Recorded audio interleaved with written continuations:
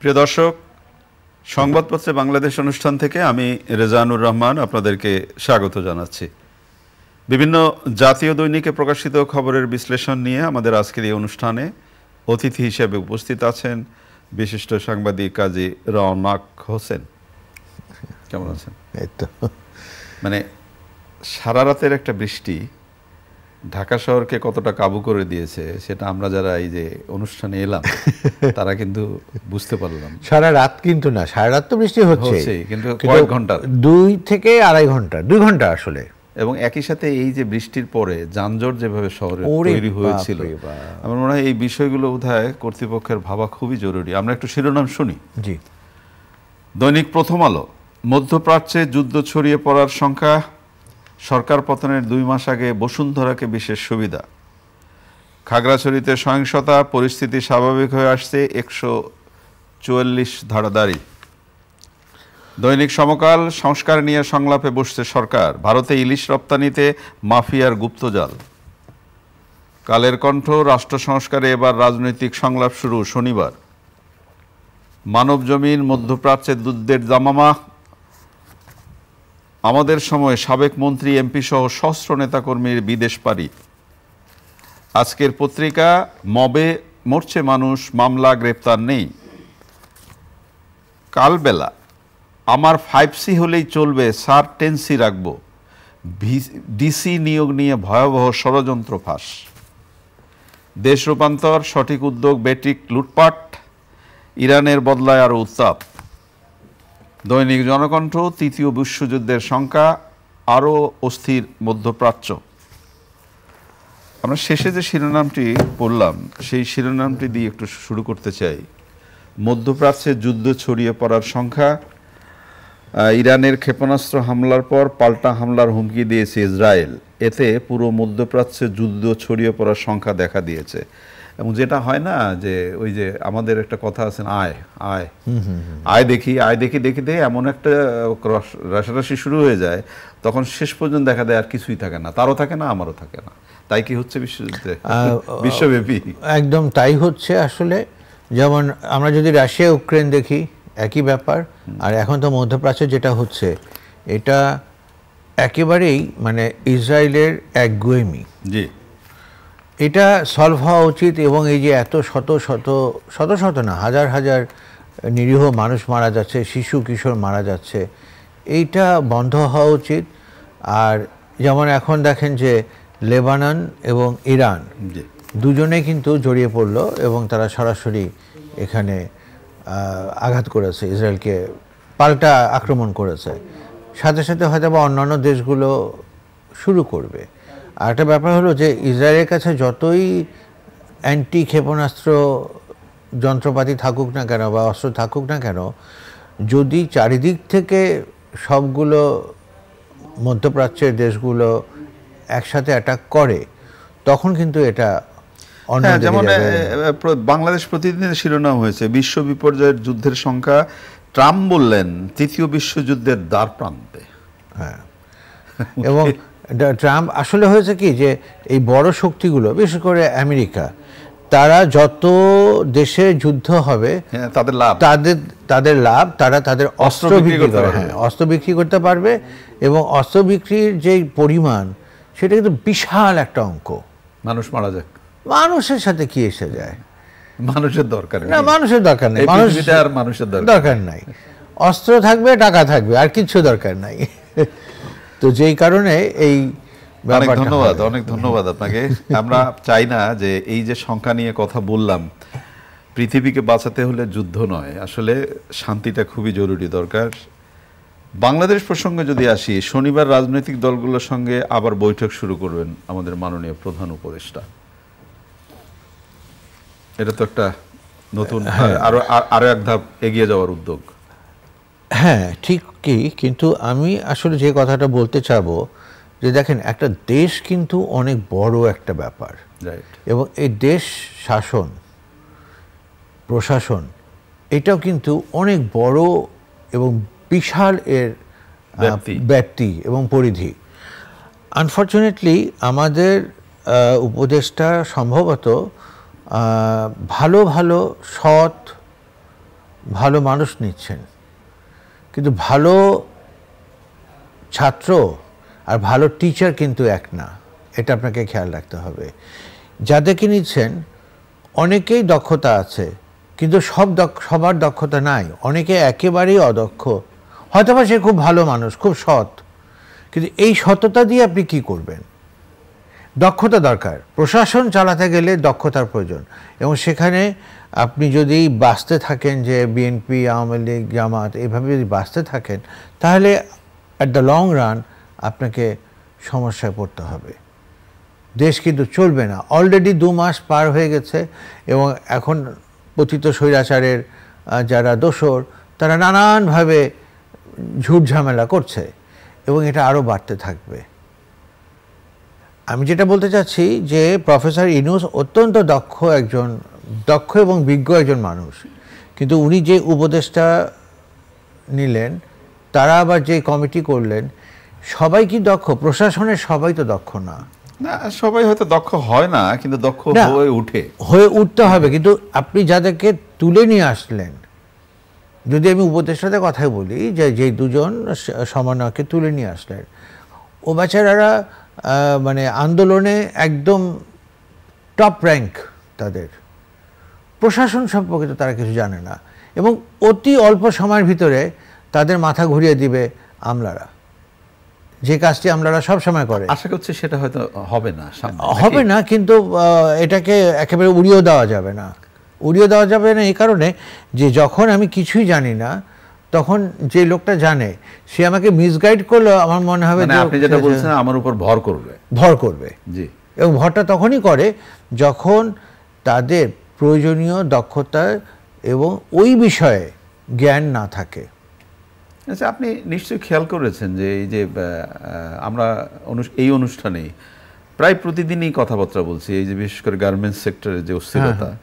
আজকের একটি পত্রিকার শিরোনাম হলো শিল্পাঞ্চলে অস্থিরতার মূলে নিয়ন্ত্রণ লড়াই। এই নিয়ন্ত্রণটা তো আবার কি নতুন করে নিয়ন্ত্রণ লড়াই শুরু হলো? এটা শুধু এখানে না, সবখানেই শুরু হয়েছে। এবং যে কথাটা আমি আপনাকে বললাম যে পতিত সরকারের, মানে বিগত সরকারের লোকজন একটা কাজ তারা করছে, যে অস্থিরতা বাড়াচ্ছে, যেখানে সুযোগ পাচ্ছে সেখানে তারা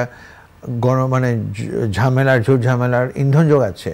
আরেকটা হচ্ছে, তারা যে 17 বছর চাঁদাবাজি করে বেরিয়েছে, লাভ নিয়েছে, এইটা তো তারা চট করে ছেড়ে দিতে চাচ্ছে না।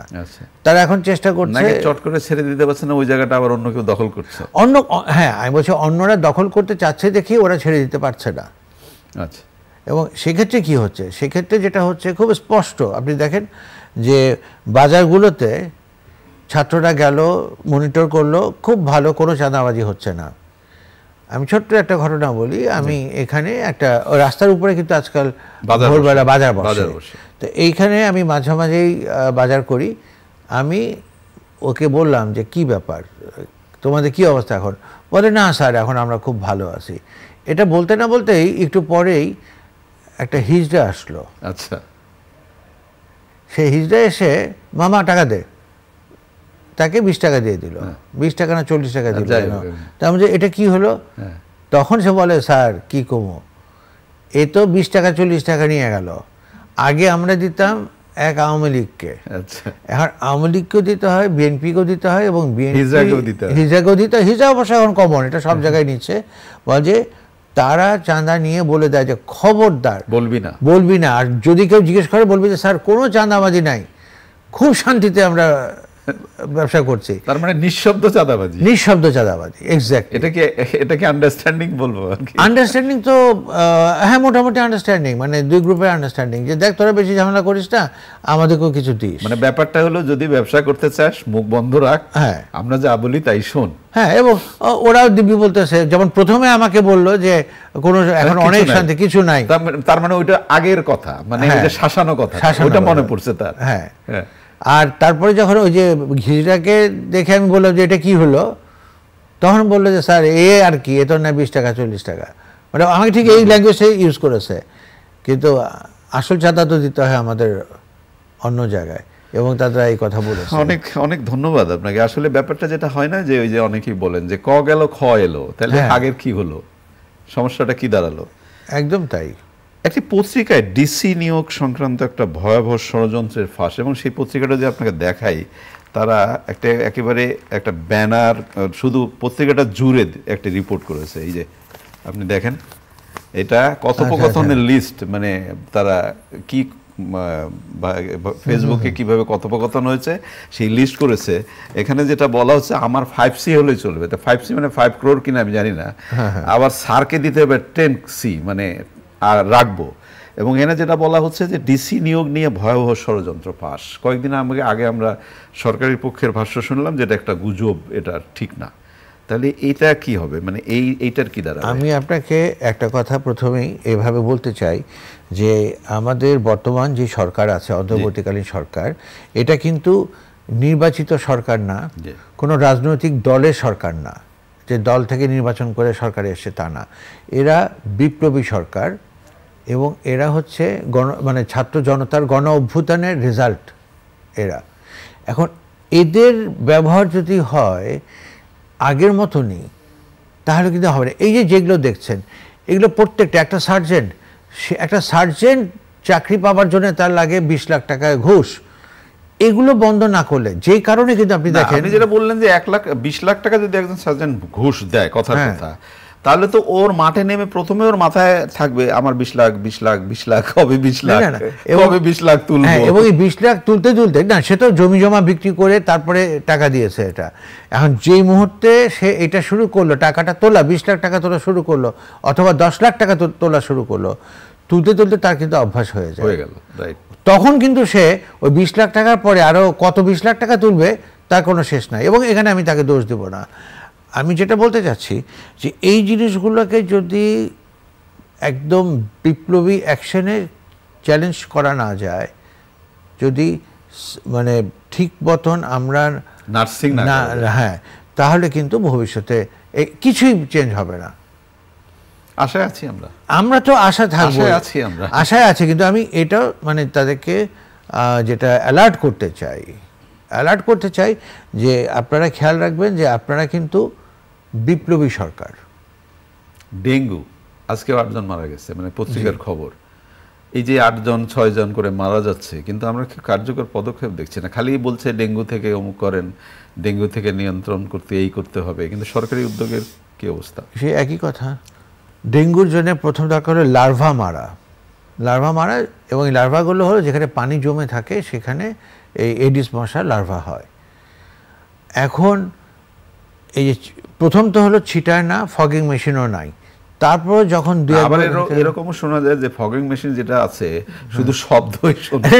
আমি ওটাই বলতে চাচ্ছিলাম যে এই যে মেশিন দিয়ে যে তেল দিত আগে, তেল বা মেডিসিন দিত, এখন সেই মেডিসিনের বদলে কি দিচ্ছে আমি জানি না, কিন্তু শব্দ শোনা যায়। হ্যাঁ, শব্দ শোনা যায় একদম। 2 নম্বর হলো যে ওই যে স্প্রে করে যেটা দেয়, সেটা ওই লার্ভাগুলোর গায়ে পড়লে ওগুলো আরো তাজা হয়। এখানে একটা কার্টুন বেরিয়েছিল, আমি আপনাকে কার্টুনটা শোনাই, যদি আমার কথা বলা বেশি কথা বলার কথা না। ওখানে দুই মশার মধ্যে কথা হচ্ছে, তো এক মশা বলছে যে শব্দ হবে, তুই কান চেপে বসে শুয়ে থাক, ওরা চলে গেলেই আমাদের আর কোনো কিছু হবে না। অন্যজন বলতেছে হ্যাঁ রে ঠিক বলেছিস, আমি কান চেপে ধরলাম। এইটাই মানে ধরেন যে হঠাৎ করে মনে হলো যে নানান বিপ্লবী নানান কিছু ঘটছে, তা কিন্তু না। তারপরে দেখেন যে আগে সরকারের মন্ত্রীরা, মানে এটা কিন্তু নিউজ এসছে, ভিডিও এসছে, যে তারা পার্কে বসে ঘুরে বেড়াচ্ছে, গল্প করছে। কোথায়? কলকাতায়। আচ্ছা আচ্ছা। না, এই ধরনের নিউজও তো এসছে যে আপনাকে আমি পার করে দিব, পার করে দিলে আমাকে এই টাকা দেবেন। এই কমিশন বাণিজ্যও তো হচ্ছে।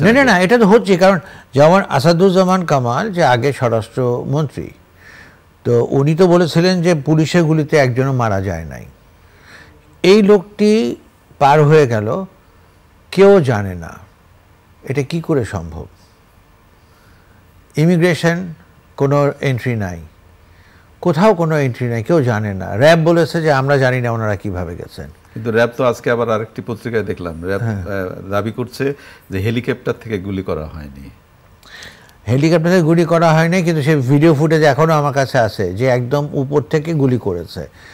দেখেন এই যে 59 জন যে বাচ্চা শিশু মারা গেছে, এরা কিন্তু এই সমস্ত খামখালিপনায়, এই উপর থেকে গুলি করেছে, বাবা মার সাথে ছিল, মায়ের কোলে ছিল, সেখানে গুলি করেছে, নির্বিচারে গুলি করেছে।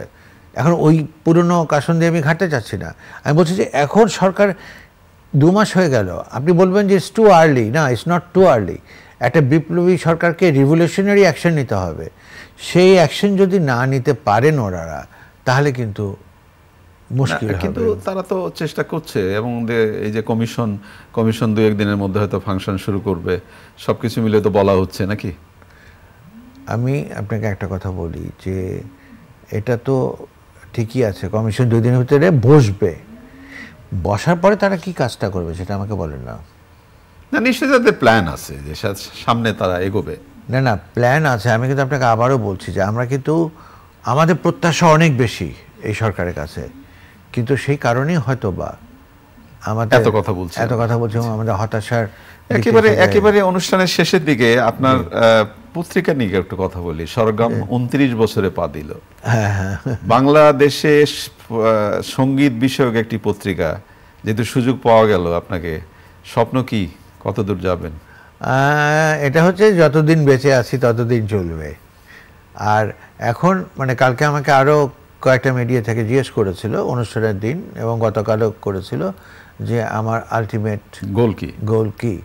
তো আমি আসলে যেটা বলেছিলাম যে আমার ইচ্ছা আছে যে শুধু পত্রিকাই বের করা নয়, এই পত্রিকা থেকে অনেকে উপকৃত হচ্ছে, বিশেষ করে ঢাকার বাইরে যারা, এখানে যে সমস্ত সরগম বন্দেশ থাকে, যে সমস্ত লেসন থাকে, এটা তাদের শিক্ষার্থীদের অনেক কাজে লাগে। কিন্তু আমার ইচ্ছা আছে যদি সরকারি বা বেসরকারি যদি সহযোগিতা পাই, স্পন্সরশিপ পাই, তাহলে এমন কিছু করতে যেটা মানে রিমার্কেবল কিছু হবে। যেমন ধরেন যে অজয় চক্রবর্তী, উনি যেখানে একটা স্কুল করেছেন, সেই স্কুলটার মেইন স্পন্সর হচ্ছে ভারতীয় সাংস্কৃতিক মন্ত্রণালয় এবং ইন্ডিয়ান আমেরিকান টোব্যাকো, IAT। যাই হোক, ওই রকম একটা হয়তো সুযোগ ইনশাআল্লাহ যদি কখনো সুযোগ আসে, তাহলে আমার টার্গেট আছে যে এরকম একটা কিছু করব। অনেক ধন্যবাদ আপনাকে। প্রিয় দর্শক, আমরা যে বিষয়গুলো নিয়ে কথা বললাম আপনারা নিশ্চয়ই শুনলেন। ভালো থাকবেন, আগামীকাল নিশ্চয়ই আবারও কথা হবে। খোদা হাফেজ।